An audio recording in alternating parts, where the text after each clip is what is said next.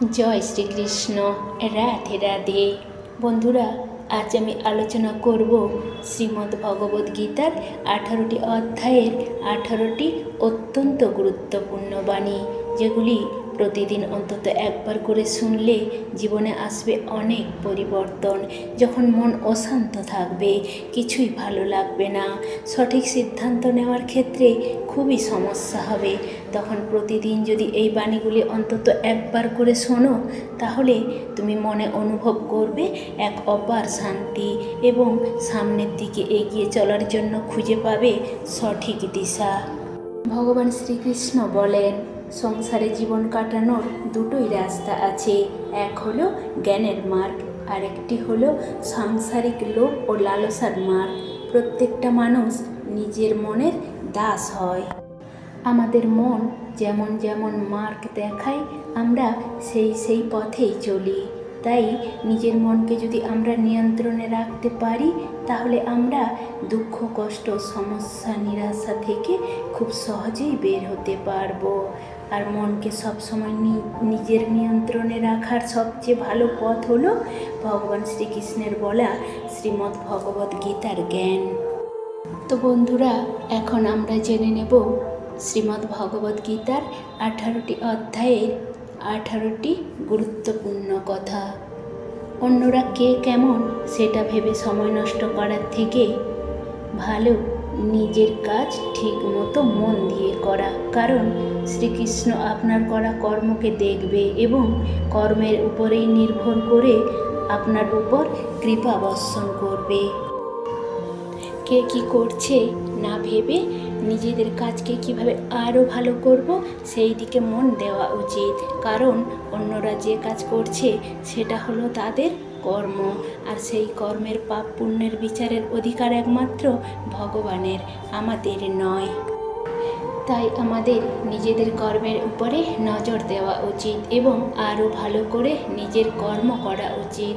কারণ আমাদের কর্মের বিচার স্বয়ং ভগবান শ্রীকৃষ্ণ করবেন। নরকে যাওয়ার দ্বার হলো 3টি: লোভ, রাগ এবং অহংকার। এই 3টি জিনিসের থেকে আমাদের দূরে থাকা উচিত। আর ওইগুলোর থেকে দূরে থাকার সবচেয়ে ভালো উপায় হচ্ছে প্রতিদিন শ্রীকৃষ্ণকে মনে মনে স্মরণ করা আর তার বাণী শোনা। কি হয়েছিল, কি হচ্ছে এবং কি হবে, আপনি কখনো পিছনে ফেলে আসা অতীতকে ঠিক করতে পারবেন না, আর না আপনি সামনে আসা ভবিষ্যৎকে দেখতে পাবেন। আপনি কেবল চিন্তাই করতে পারবেন। তাই বর্তমানে কি করছি সেই দিকেই মন দেওয়া উচিত এবং বর্তমানকে আমাদের সেই দিকেই সুন্দরভাবে কাটানো উচিত। কারণ আপনি বর্তমানে কাজ ভালো করলে সেই কাজ শ্রীকৃষ্ণ পছন্দ করবেন এবং শ্রীকৃষ্ণ পছন্দ করলে আপনার উপরে তার ভালোবাসা বর্ষণ করবেন। মানুষ নিজেকে তৈরি করে নিজের বিশ্বাসের দ্বারা। যদি নিজেকে বিশ্বাস করতে পারে তাহলে মানুষ সব করতে পারে। নিজেকে বিশ্বাস অর্থ নিজের ভিতরে থাকা সেই পরমাত্মা ভগবান শ্রীকৃষ্ণকে বিশ্বাস করা। আর যে ভগবান শ্রীকৃষ্ণকে বিশ্বাস করে সে নিজেকেও বিশ্বাস করতে শিখে যায়। যা আপনার জীবনে হচ্ছে আপনি সেটাকে বদলাতে পারবেন না। জীবন আর মৃত্যুর মধ্যে যে অন্তর আছে সেটা পরিবর্তন করাও কখনোই সম্ভব নয়। তাই শ্রীকৃষ্ণের চরণে সমর্পণ করে জীবনকে অতিবাহিত করাই হচ্ছে বুদ্ধিমানের কাজ। কারণ শ্রীকৃষ্ণের চরণে সমর্পণ করলে আর কোনো সমস্যাই বড় বলে মনে হয় না এবং সব সমস্যা থেকে বেরোনোর শক্তিও পাওয়া যায় অফুরন্ত। আমাদের মন কতটা ছোট বা বড় তার উপরে নির্ভর করে আমাদের মনে বিচার উৎপন্ন হয়। মনে কী ধরনের বিচার উৎপন্ন হচ্ছে তার উপরে নির্ভর করেই আমরা কর্ম করি এবং এই কর্মের উপরেই পাপ পুণ্য সুখ দুঃখ নির্ভর করে থাকে। তাই নিজেদের মনকে ও নিজের সকল কর্মকে ভগবান শ্রীকৃষ্ণের চরণে সমর্পণ করে চিন্তামুক্ত হয়ে যেতে হবে। কারণ পালনকর্তা আপনার সাথে থাকলে আপনার আর কোনো চিন্তা থাকে না। কর্ম করো কিন্তু ফলের চিন্তা করো না। কারণ নিষ্কাম কর্ম সর্বদা ভালো ফলই প্রদান করে থাকে। আমাদের ফলের উপরে কোনো হাত নেই, তাই কী ফল হবে সেটা নিয়ে ভেবেও লাভ নেই। আমাদের শুধু নিজের কাজটা নিষ্ঠার সাথে ভগবান শ্রীকৃষ্ণের উপরে ভরসা রেখে করে যেতে হবে। ভগবানের উপরে ভরসা রাখলে তার ফলাফল অবশ্যই ভালো হবে। এই শরীর আপনার নয়, না আপনি এই শরীরের, অর্থাৎ শরীর এই পঞ্চতত্ত্বের সৃষ্টি এবং পঞ্চতত্ত্বেই একদিন বিলীন হয়ে যাবে।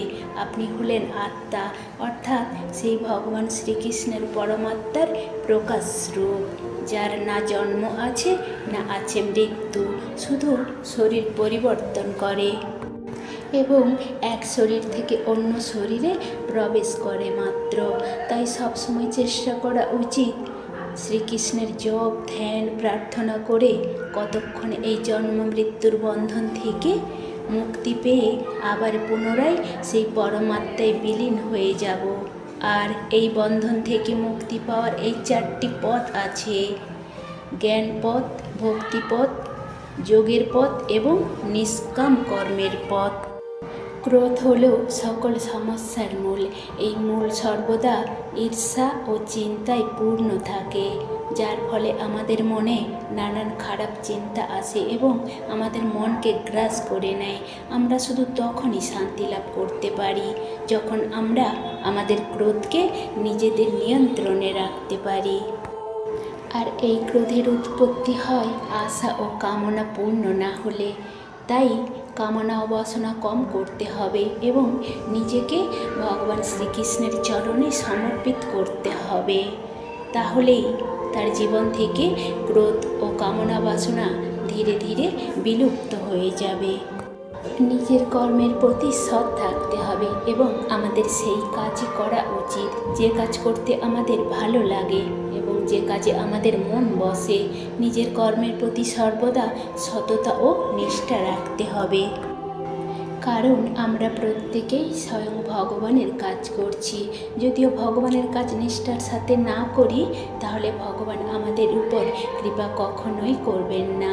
তার নজর আমাদের উপরে সব সময় রয়েছে। মানুষকে লুকিয়ে কোনো কাজ করা যায়, কিন্তু ঈশ্বরকে কখনো ঠকানো যায় না।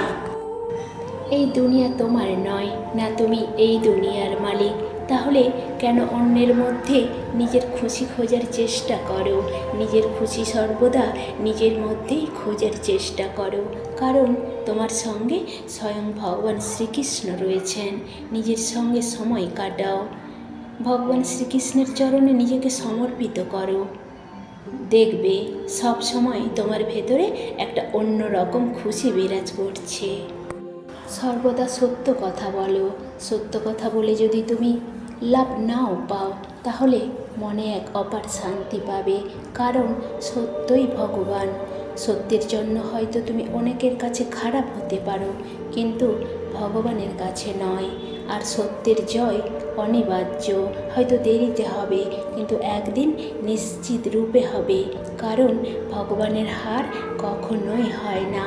শ্রীকৃষ্ণের কৃপা লাভের একমাত্র পথই হল সত্যকে আশ্রয় করা। জগতে কোনো জিনিসের অনর্থক অপচয় করো না। যেটুকু তোমার প্রয়োজন শুধু সেটুকুই নাও, বাকি অন্যের জন্য ছেড়ে দাও। অন্যের মনকে সন্তুষ্ট করা শিখতে হবে, কারণ প্রত্যেকেই ভগবান শ্রীকৃষ্ণের সন্তান, হোক সে ভালো মানুষ কিংবা খারাপ।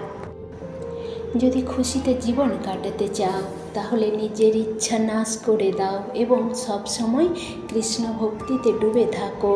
নিজের কাজ করে যাও, কোনো কিছুর অভাব হবে না। ভগবান শ্রীকৃষ্ণ স্বয়ং গীতারূপে আমাদের সাথে অবস্থান করছেন। তাই যখনই কোনো সমস্যায় পড়বে ভগবানের গীতার বাণী স্মরণ করো এবং ভগবানকে স্মরণ করো। তোমার সকল সমস্যা অবশ্যই ভগবানের কৃপায় দূর হয়ে যাবে। ভগবান শ্রীকৃষ্ণই হলেন স্বয়ং পরমাত্মা, তাই সর্বদা ভগবানের স্মরণ আমাদের করতে হবে এবং তার চরণে নিজেকে সমর্পিত করতে হবে। যার উপর পরমাত্মার আশীর্বাদ থাকে তার মন নিজে থেকেই শান্ত হয়ে যায় এবং তার জীবনে সবসময় খুশি বিরাজ করে। যে শ্রীকৃষ্ণের শরণে যেতে পারে সে সকল পাপ থেকে মুক্ত হয়ে যায় এবং জন্ম মৃত্যুর বন্ধন থেকে মুক্তি লাভ করতে পারে। মনকে নিজের নিয়ন্ত্রণে আনার সবচেয়ে বড় অস্ত্র হলো ধ্যান করা। তাই আমাদের নিয়মিত ধ্যানের অভ্যাস করতে হবে। অল্প সময়ের জন্য হলেও চোখ বন্ধ করে ভগবান শ্রীকৃষ্ণের সামনে বসে ধ্যান করতে হবে এবং ধ্যান করতে করতে এক সময় মন নিজের বশে চলে আসবে। আমরা আত্মজ্ঞান লাভ করে এই জন্ম মৃত্যুর বন্ধন থেকে মুক্তি লাভ করতে পারবো। আর এই জন্যই নিয়মিত অভ্যেস ও সংযম অবশ্যই প্রয়োজন। তো বন্ধুরা, এই ছিল শ্রীমদ্ ভগবদ্গীতার 18টি অধ্যায়ের 18টি সবচেয়ে গুরুত্বপূর্ণ গীতা বাণী, যেগুলো আমাদের জীবনকে অবশ্যই পরিবর্তন করবে এবং এগুলি আমাদের মেনে চলা উচিত। ভগবান শ্রীকৃষ্ণের বলা এই অত্যন্ত মূল্যবান কথাগুলো আমরা আমাদের জীবনে যদি নিয়মিত মেনে চলতে পারি, তাহলে আমাদের জীবনে কখনোই সমস্যা স্পর্শ করতে পারবে না এবং সমস্যা যদি এসেও থাকে তাহলে আমরা নিজে থেকে খুব সহজেই সেগুলোকে কাটিয়ে উঠতে পারবো এবং শান্তিপূর্ণ জীবনযাপন করে ভগবান শ্রীকৃষ্ণের চরণে নিজেকে সমর্পিত করে সামনের দিকে এগিয়ে চলতে সক্ষম হব। জয় শ্রীকৃষ্ণ। রাধে রাধে।